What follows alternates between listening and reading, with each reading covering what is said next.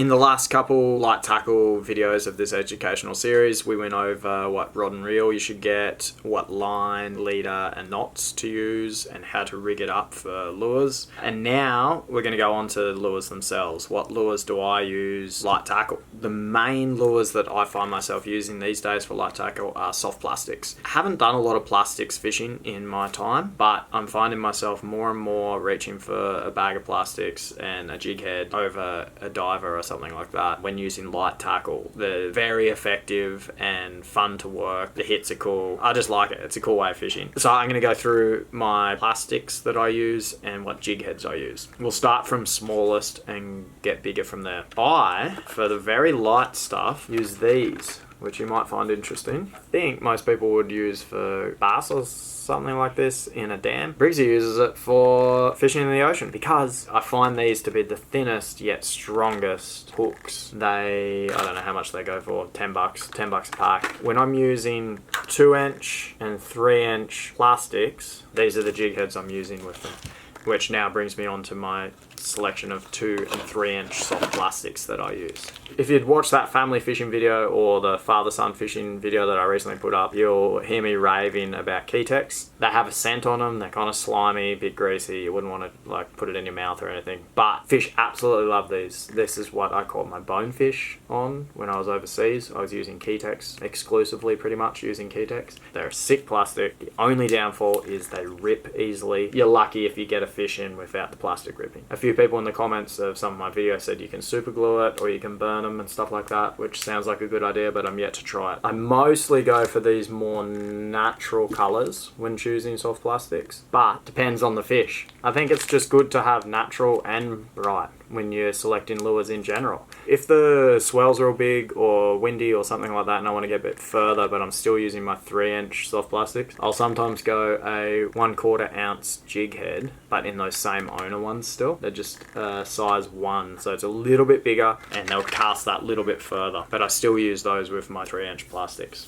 Moving on to bigger plastics, again with the KEITECH. So you can see here I have 4-inch and 5-inch, both in pretty natural colors. The reason I'm using these over like gulp nuclear chickens, which I used to use a lot, is I just want to try something new and I like the look of these and I've had great success on the smaller ones, so I've bought myself these bigger ones. With the bigger plastics, I use these extra heavy TT HEADHUNTER jig heads, and I've used these for years on jewfish and stuff like that, and they are good, strong jig heads. I think 3.0 is the minimum for that step up. If you're going for like a mulloway or something like that, I think a 3.0 is the minimum that I would want to be using.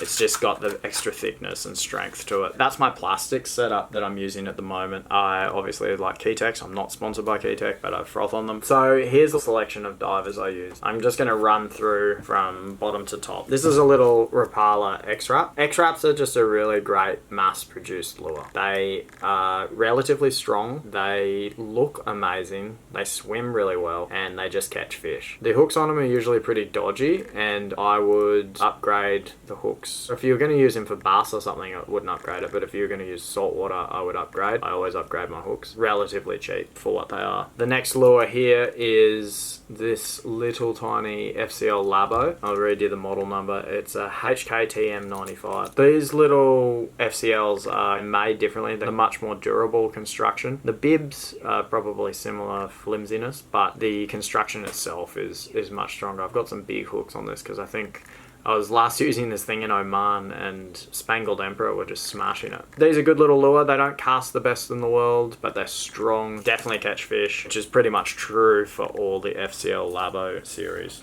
Which brings me to my next one. Bit of a heavier lure for light tackle. It's blowing out in this light. It's a FCL HRTM 135A. And this is the lure that I got that big queenfish on over in Oman. It might not cast as well as an X-Wrap for the similar weight that has a weight shift in it, but these things look great, and if you can get them in front of a fish, you will definitely hook up on it. One disclaimer is if you threw this in front of a tuna or a mackerel, you would definitely hook up, and if you're on your light little setup, you'd probably get destroyed. The last one out of that batch was this diver, SHKM 190B. This is a morning tide color one. This is a more standard FCL colour. I've got another morning tide colour one as well. I hooked my first ever barramundi on one. Head down a bit. These are really sick lures, and if you throw this in the ocean, you will hook pretty much anything as well. Big, wobble, flashy, anything will hit these things. It's just got that shape to it that looks like the gnarliest little bait fish that just wants to get devoured. It's a really good profile. That's pretty much the light tackle divers I use. I either use like a little FCL diver or some kind of X-Rappy diver. You can just go to a tackle shop, look around for ones that look pretty and are in the weight range that's good for your setup, and just give them a go. Every lure I'd pretty much use is just because I saw something that looked pretty online or in a tackle shop and I went, ooh, I want to try that. Grab it, give it a go. Half of them are crap, half of them are good. You'll work it out. But these ones are all good and they're very effective. FCL's amazing. Rapala's also quite good lures. Nomad Riptide 125 floating. This little thing is sick for kingfish. It's a really good little flats lure as well up north if you're going for coral trout or anything like that and you want to use top water. I highly recommend the Nomad Riptides in this size. As they get a bit bigger, I don't love the action on the bigger fellas, but these little ones, very nice little action on them. Sinking stick baits, I almost never throw light tackle. As I said before, I'm mostly doing plastics and divers, but this little thing got a fair bit of action over in Oman and it's light enough to throw on your light setup. I think I was using a bit of a heavier setup, maybe P3, not P1 or 2 with it, but it's so light you could easily throw it on your light setup. It's called a FCL JD-P110S. Again, has that thin bait fish profile that just gets devoured.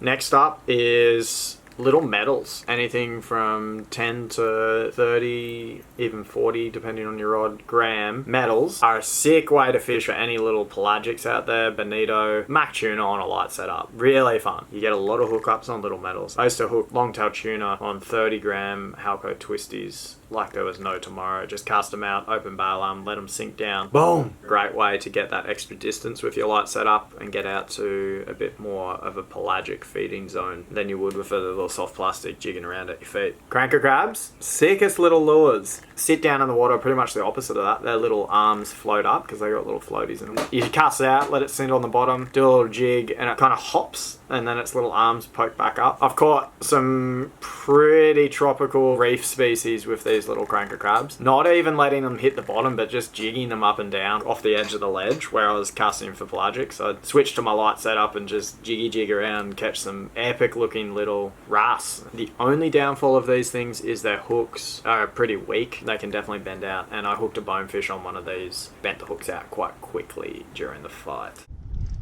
Oh, yep. That's a boner. I reckon that's a bone. Oh, dropped it. Possible hook bent. Yeah, one of them's fully bent out. Cranker crabs, sick little lure just to mix it up, give you a different feel, different action. Pretty much anything that eats a crab will love the cranker crab. BUGGI pops. This is my go-to bass lure. Anything that's on the surface, looks like a cicada and makes a little pop, I reckon really good. If you can get them, these are my go-to bass lure. I've had that for years. You could throw something like this for bass as well. Fat little divers and stuff like that, really good for bass. But personally, I way prefer to go topwater bass. It's definitely the funnest way. That is pretty much what I'm using light tackle at the moment, lure-wise. I've definitely used other lures in the past, but this is just what I'm using at the moment. They should serve you well if you're just starting out and you want to get a few good lures in your tackle box. Do not trust the terminal tackle on most mass-produced lures that you buy because it will let you down. I lost the biggest fish of my entire life to not upgrading a treble at the back of a metal. I'll never ever forget that. Ever since that day I upgrade the split rings and the trebles on all of my lures. I feel sick thinking about it, and it was over 10 years ago.